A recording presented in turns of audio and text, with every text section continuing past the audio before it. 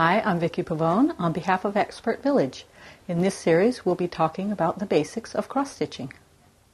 In this segment, we're going to show the basic cross-stitch called the back stitch. This stitch is used to outline your pictures to make them show up nicer. Starts the same way. You come up through the back of the thread, you pull it up through, hold it tightly on the end, and in this case, you're just going to go backwards from where you started. Now you went to the left, now you're going to go back to the right, same line, and put it down. This creates a nice line or outline of your pattern. You can go diagonally on this one as well by just going up to the stitch that's diagonally across from where you started. You can make any kind of shape you want by going around the picture.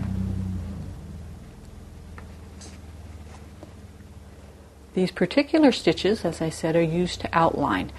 They're used a lot in your pictures, like outlining to show off what it looks like. These letters, you can see the dark black stitch is your back stitch. It outlines it, makes it beautiful. Or you can use it for just the letter itself, or a part of the letter to make it more fancy looking.